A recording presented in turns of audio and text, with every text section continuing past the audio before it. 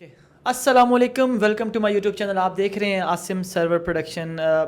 इस वक्त मैं मौजूद हूँ जी madam Simab Mir, immigration consultant, Canadian regulated consultant, इनके ऑफिस में मौजूद हैं। एक क्वेश्चन बहुत ज़्यादा जो यूट्यूब और सोशल मीडिया में देखता हूँ कि पाकिस्तानियों के लिए कनाडा जाने के कौन कौन से प्रोग्राम्स हैं, कौन कौन सी ऐसी स्ट्रीम्स हैं जिनमें पाकिस्तानी जितने भी पाकिस्तान में चाहे वो मेल्स हैं, फीमेल्स हैं, छोटे बड़े जितने भी हैं, कौन से ऐसे प्रोग्राम्स हैं जिस प्रोग्राम्स के थ्रू आप कनाडा मूव हो सकती हैं। चाहे आप क्वालिफाइड हैं या आपकी एजुकेशन नहीं है, वो जितनी भी चीज़ें हम कोशिश करेंगे कि उन सब चीज़ों को इस वीडियो में कवर करें।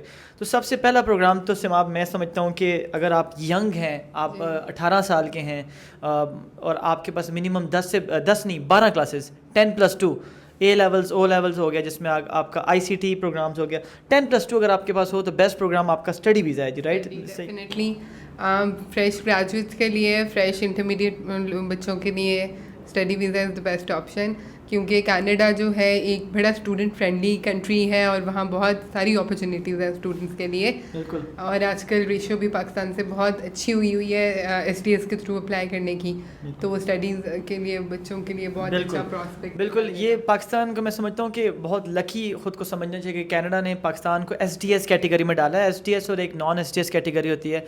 नॉन एसटीएस पहले चलती थी, अब एसडीएस कैटेगरी में पाकिस्तानी स्टूडेंट्स अप्लाई करते हैं, बड़ी अच्छी वीज़ा रेशियोज़ की चल रही है। उसके अलावा जो बाकी लोग जो है जो स्टडी वीज़ा पर नहीं जाते, अगर आपने बैचलर्स किया हुआ है, अगर आपने मास्टर्स किया हुआ है और आप ऐसी किसी फील्ड में जिसकी कनाडा में डिमांड है, जैसे आईटी प्रोफेशनलिस्ट हो गए, हेल्थ केयर वर्कर्स हो गए जी, ऑयल एंड गैस इंजीनियर। हाँ जी बिल्कुल, तो उनके लिए स्किल्ड इमिग्रेशन प्रोग्राम है, एक्सप्रेस एंट्री है, पीएनपी है। अगर आपकी इंग्लिश बहुत अच्छी है, आपकी एजुकेशन काफ़ी अच्छी है, आपके पास जॉब एक्सपीरियंस है 2 साल से और 3 साल तक का जॉब एक्सपीरियंस होगा और इंग्लिश में आप बहुत अच्छा स्कोर कर सकते हैं, तो फिर पीएनपी या प्रोविंशियल नॉमिनेशन प्रोग्राम या फिर express entry federal skilled worker के थ्रू आपकी नॉमिनेशन हो सकती है। बिल्कुल, ये हम हल्का हल्का सा बता रहे हैं, बाकी इनकी डिटेल्स में हमने ऑलरेडी बहुत सारी वीडियोस बनाई हैं, ठीक है। तो स्टडी वीज़ा, फिर आपके पास आ गया जी एक्सप्रेस एंट्री पीएनपी, और इसमें आपकी फैमिली की भी इमिग्रेशन हो सकती है। आप हस्बैंड वाइफ मिल के अप्लाई कर सकते हैं, आपके बच्चे भी आपके साथ जा सकते हैं, और पैसे भी बहुत कम इसमें मेरे ख्याल में ना होने के बराबर लगते हैं, आपको सिर्फ शो करने हैं पैसे। जी डेफिनेटली, एक अमाउंट उनका जो गवर्नमेंट का कट ऑफ है वो आपने सिर्फ अपने बैंक अकाउंट में शो करना है। Exactly. तो प्रिटी जो है ना इकोनॉमिकली ये स्ट्रीम है। राइट अच्छा, सो ये हो कि 2 प्रोग्राम्स। अब तीसरा वर्क परमिट। वर्क परमिट थोड़ा सा जो है मैं इसको कहूँगा कि थोड़ा सा सेंसिटिव टॉपिक है। वर्क परमिट पाकिस्तान से लगते भी हैं और आप कह लें नहीं भी लगते, क्योंकि ये थोड़ा सा ना पाकिस्तान की जो वर्क परमिट की जो रेशियो है वो कम है। पाकिस्तान को एक तरह से इन्होंने एक कोटा सिस्टम में डाला हुआ है। मेरे ख्याल में जो मैंने अभी जो देखी हैं जो वर्क परमिट पाकिस्तानी के अप्रूव होती हैं, वो इस तरह की प्रोफाइल्स होती हैं कि एक बंदा IT प्रोफेशनल है, आप नेटवर्किंग में हैं, आप जो है इस तरह की फील्ड में अगर आप हैं और आपने 2-3 साल एक मल्टीनेशनल कंपनी के साथ आपने जॉब की हुई है, आपको फ्रीलांसिंग कर रहे हैं, तो जैसे आप ICT प्रोग्राम्स हो गए, ग्लोबल टैलेंट स्ट्रीम प्रोग्राम हो गया, आपने लिंक्डइन पे जाके अप्लाई किया, आपने वहाँ पर जाके अपनी अच्छी सी प्रोफाइल बनाई, कैनेडियन स्टाइल में अगर आपने अपनी रिज्यूमे डाली, jobbank.gc.ca, monster.com, बहुत सारी वेबसाइट हैं, वहाँ पर जाके अगर आप अप्लाई करें तो आपका वर्क परमिट भी पॉसिबल हो सकता है। हाँ जी बिल्कुल, तो वर्क परमिट मोस्टली जो है वो आपको एक LMI अप्रूव जॉब ऑफर चाहिए, उसकी बेस पे जो वर्क परमिट है वो आपका अप्लाई होता है। तो LMI अप्रूव जॉब ऑफर जो है वो इजीली तो फ्रॉम विद इन कैनेडा आपको मिल जाती है, आपको और इंटरव्यूज़ पे भी जा सकते हैं, आपको कोई फ्रेंड और फैमिली की कोई कंपनी हो वो आपको ऑफ़र कर सकती हैं। लेकिन आउटसाइड कैनेडा ये थोड़ा सा ट्रिकी है और इसमें स्कैम का एलिमेंट बहुत ज़्यादा है, तो अभी और प्रोसेसिंग टाइम भी पाकिस्तान से काफ़ी लंबे हैं, तो एम्प्लॉयर थक जाता है, कहता है अगर इतना ज़्यादा लंबा टाइम है पाकिस्तान का, 1.5 साल, तो मैं तो फिर पाकिस्तान से वो कोशिश ही नहीं करता। तो एक तो ये तो हमने कहा जो थोड़ा IT वगैरह में हैं, जो इंजीनियर्स हैं उनके लिए। एक आप अगर आप लो स्किल में आप जाएं, अगर आप ट्रक ड्राइवर्स हैं, अगर आप कुक वगैरह हैं, आप कारपेंटर हैं, आप क्लीनर हैं, तो उसमें भी आपके पास पॉसिबिलिटी है। लेकिन इसमें डायरेक्ट वर्क परमिट मैंने लगता बहुत मुश्किल से देखा है पाकिस्तान से, अनलेस आपके पास आइल्स में एक अच्छा स्कोर हो, आपके पास मिनिमम 12 क्लासेस हो, आपकी इवेल्युएशन हुई हो आपकी एजुकेशन की, या उससे भी बेस्ट मैं समझता हूँ कि अगर आपके पास कनाडा का, अभी उस पे आएंगे हम, विजिटर वीज़ा हो, तो आप वहाँ पर जाके जॉब ऑफर लेके वर्क परमिट कन्वर्ट कर सकते हो, जो कि 99% मैंने देखा है सक्सेसफुल होता है। तो ये हो गया हमारा वर्क परमिट का, हमने कवर कर लिया। अब आपके पास एजुकेशन, जो लोग कहते हैं हमारे पास एजुकेशन नहीं है, अब हम कैसे कनाडा जाएं, तो एक ऐसा प्रोग्राम जिसे कहते हैं विजिटर वीज़ा, टूरिस्ट वीज़ा। उसके लिए आपके पास ना आपको एजुकेशन चाहिए जी, ना कोई आइल्स चाहिए। जी बिल्कुल, विज़िट के लिए बड़ा कैजुअल सा ये है। इसके लिए अब ऑब्वियसली अब ना जॉब मतलब शो तो यही करें कि ना आप जॉब करने जा रहे हैं ना आप स्टडी करने जा रहे हैं, तो उसमें एजुकेशनल या इंग्लिश की रिक्वायरमेंट्स नहीं है। बिल्कुल बेसिक्स ही आपके फाइनेंशियल रिक्वायरमेंट्स हैं, अपनी बैंक स्टेटमेंट देनी होती है, job letter, leave letter, business tax के डॉक्यूमेंट्स, अगर ट्रैवल हिस्ट्री है तो उसकी हिस्ट्री। तो ये जॉब ये एजुकेशन बेस्ड और इस बेस्ड नहीं है, बेस्ड ऑन इंग्लिश। तो visit visa is open for every one who has a reasonable profile. इसकी 3 टाइप्स हैं। एक फैमिली विजिट है, फैमिली को मिलने जाना है तो फैमिली विजिट पे जाते हैं। अगर टूरिज़्म सैर करने जाना है, वैसी जगह देखने जाना है कनाडा की, तो टूरिज़्म है। कोई बिज़नेस मीटिंग है, कोई आपने इन्वेस्टमेंट करनी है, तो फिर वो बिज़नेस कैटेगरी का विजिट वीज़ा होता है। बिल्कुल। अच्छा, नेक्स्ट प्रोग्राम है जी बिज़नेस इन्वेस्टर वीज़ा। थोड़ा सा बड़ा वीज़ा है जी, इसको थोड़ा सा मैं इसलिए बड़ा कह रहा हूँ कि मैंने तो एक तो बहुत कम पाकिस्तानी बिज़नेस इन्वेस्टर वीज़ा पे आते हुए देखे हैं, लेकिन डेफिनेटली इस सक्सेसफुल वीज़ा आपका हो सकता है। इसमें आपको एक बहुत अच्छी आपको अपनी आपको इन्वेस्टमेंट करनी है कनाडा में। मिनिमम आप किसी कनाडा के जैसे किसी रूरल एरिया में अगर आप जो है अप्लाई करो तो तकरीबन आपके पास 2.5 से 3 करोड़ पे आपके पास इन्वेस्टमेंट होनी चाहिए। आपके पास 5 से 7 करोड़ पे के बीच में आपकी एक एसेट्स होने चाहिए, वो आपने शो करने हैं। फिर डिफरेंट जैसे वैंकूवर और टोरंटो में 2 से 5 मिलियन के अंदर आपके पास इन्वेस्टमेंट हो, मिलियन डॉलर्स की मैं बात कर रहा हूँ, तो इतनी। हाँ जी, हाँ, तो बिजनेस इन्वेस्टमेंट काफ़ी बड़ा प्रोजेक्ट है और इसमें काफ़ी ज़्यादा फंड्स की भी ज़रूरत है। फिर लीगल फंड्स होने चाहिए, पूरा आपने उनको देना होता है, उसका ब्रेकडाउन देना होता है, आपने टैक्स रिटर्न्स, FBR के डॉक्यूमेंट्स देने होते हैं। तो अकोमुलेटिव आपका काफ़ी ज़्यादा नेटवर्क चाहिए। फिर आपकी 2 इयर्स का मैनेजरियल एक्सपीरियंस भी होना चाहिए।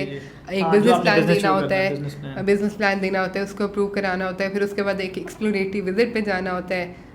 ये कुछ रिक्वायरमेंट्स है। उसके बाद आप फिर वो करते हैं, आपको वर्क परमिट मिलता है। पहले तो आपको वर्क परमिट मिलता है जब आप इन्वेस्टमेंट कर स्टार्ट हो जाता है। तो फिर आप ग्रेजुअली जब अपना बिजनेस मैनेज करते हैं, 1 साल तक आपने उसको एक्टिवली मैनेज करना है। जब 1 साल हो जाता है आपका, तो उसके बाद फिर आप अपना PR का केस डालते हैं। उसमें एक और रिक्वायरमेंट ये भी है कि आपने एटलीस्ट कुछ प्रोविंसेस में 1 और कुछ प्रोविंसेस में 2 लोकल कैनेडियंस को आपने जॉब देनी है। और आपका बिजनेस नुकसान में नहीं जाना चाहिए, फ़ायदे में जाना चाहिए। तो ये 3-4 रिक्वायरमेंट्स है। उसके बाद फिर आपका PR का case based on business investment डल जाता है। और इसमें 5 से 8 महीने लग सकते हैं, अपनी फैमिली के साथ जा सकते हैं। आपके पास मिनिमम आइल्स में 5 या 5.5 बैंड्स आइल्स जनरल में होने चाहिए जी, और मिनिमम 12 क्लासेस आपके पास होनी चाहिए। तो ये हो गया आपका इन्वेस्टर या बिजनेस वीज़ा। उसके बाद हम आ जाते हैं थोड़ा सा स्पाउसल स्पॉन्सरशिप, ये भी इसको आप एक्सप्लेन कर दें। स्पाउसल स्पॉन्सरशिप वेरी सिंपल, इसमें इनकम की भी रिक्वायरमेंट नहीं है आपकी। फॉर एग्जांपल कोई कैनेडियन है तो उससे आपकी शादी हो जाती है, तो उस पर फिर वो आपको स्पॉन्सर कर सकता है और वो आपके डॉक्यूमेंट्स वगैरह जमा करा के फिर उसकी बेस पे आपका PR होता है और आप as a permanent resident Canada जाते हैं। तो स्पाउसल स्पॉन्सरशिप के लिए आपकी शादी ज़रूरी है। बिल्कुल ज़रूरी है। और इसके एक और हम इसको ऐड कर जाते हैं यहाँ पर, एक ओपन वर्क परमिट भी है जी। ओपन वर्क परमिट अगर आपके स्पाउस, आपकी जैसे वाइफ या हस्बैंड वहाँ पे स्टडी वीज़ा पर गए हुए हैं, तो आपको ओपन वर्क परमिट पे वहाँ पर बुला सकते हैं और आप वहाँ पे फुल टाइम जॉब कर सकते हैं। काफ़ी लोग इस पर कंफ्यूज हैं क्योंकि मुझे अक्सर मैसेज आते हैं आई वांट स्पाउसल वीज़ा, तो मैं पूछती हूँ is your spouse in Canada, तो कहते नहीं वो तो पाकिस्तान में है, तो फिर स्पाउसल वीज़ा कैसे मिलेगा।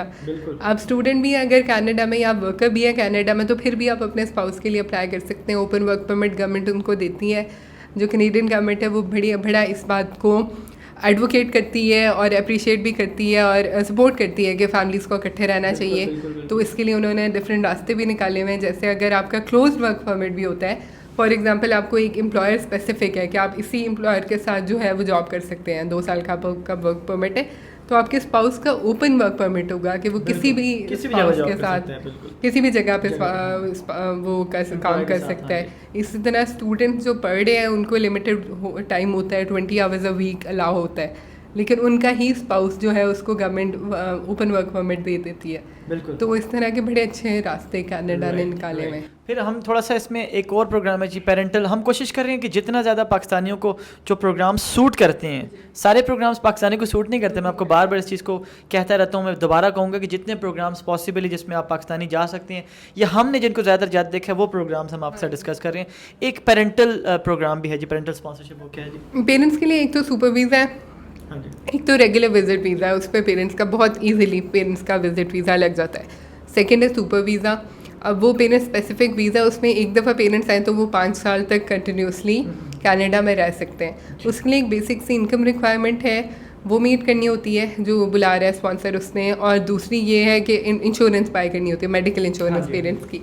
तो ये 2 रिक्वायरमेंट्स मीट हो तो वो सुपर वीज़ा भी लग सकता है। पहले 2 साल का होता था, लेकिन अब 5 ईयर्स का कर दिया गवर्नमेंट ने। उसके बाद जो है वो स्पॉन्सरशिप होती है, वो साल में एक लॉटरी सिस्टम की तरह का वो होता है। तो अगर आप उसमें अप्लाई करते हैं, कुछ इनकम रिक्वायरमेंट्स 3 साल की, सुपर वीज़ा में 1 साल की और स्पॉन्सरशिप में 3 साल की रिक्वायरमेंट्स होती हैं, वो मीट करनी होती हैं। अगर आप मीट करते हैं तो फिर आप वो अप्लाई कर सकते हैं। अगर लॉटरी में आपका नाम आ जाए तो फिर आपको अपने पेरेंट्स को स्पॉन्सर कर सकते हैं। बिल्कुल। उसके अलावा हम एक और प्रोग्राम डिस्कस करते हैं यहाँ पर जी, रेफ्यूजी असाइलम, उसको भी थोड़ा सा डिस्कस कर लेते हैं। हाँ जी, असाइलम और रेफ्यूजी बड़ा सिंपल है। कोई बंदा कनाडा में physically in present in Canada जो लोग हैं यहाँ से नहीं कर सकते, वहाँ आप होंगे और आपकी लाइफ में ऐसी कोई सिचुएशन है जिसकी वजह से आप ख़तरा महसूस करते हैं अपनी पाकिस्तान में रहने से, या आपका कोई ऐसा इशू है जो आप फिर फ्रीली यहाँ पे अपनी लाइफ प्रैक्टिस नहीं कर सकते, जैसे फ्रीडम ऑफ स्पीच होती है, आपका डोमेस्टिक वायलेंस होता है, कुछ औरतों का सामना होता है, फिर ये रिलीजियस ग्राउंड्स होते हैं,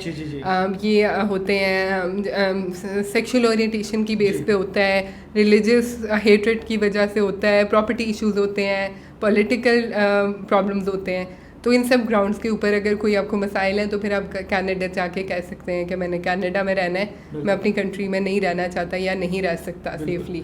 अच्छा, एक और प्रोग्राम है सिमाब, ह्यूमैनिटेरियन कंपैशनेट ग्राउंड, इसको भी हल्का सा अगर अच्छा, ह्यूमैनिटेरियन, अब देखें जो भी लोग इन कैटेगरीज में नहीं आते और उनका बड़ा अनयूजुअल सा कोई मसला है जो वो समझते हैं कि बहुत ही उनके लिए मुश्किल सिचुएशन है, लेकिन वो वो अपने अजीज़ को या ख़ुद उस दूसरी कैटेगरी में वो फॉल नहीं करते। तो फिर गवर्नमेंट से सब स्पेशल अपील करते हैं, उनको प्रूफ्स देते हैं और उनको सिचुएशन एक्सप्लेन करते हैं कि ऐसे ऐसे सिचुएशन है, तो हमें ये चीज़ें जो है ना इनको एग्जाम करके हमें अलाउ किया जाए कि हम PR ले सकें। तो एजेंसी उसको कहते हैं कि जैसे फॉर एग्ज़ाम्पल एक केस था कि यहाँ पाकिस्तान अलाउ नहीं करता, अडॉप्शन को नहीं अलाउ करता, तो उसकी वजह से कनाडा भी नहीं करता।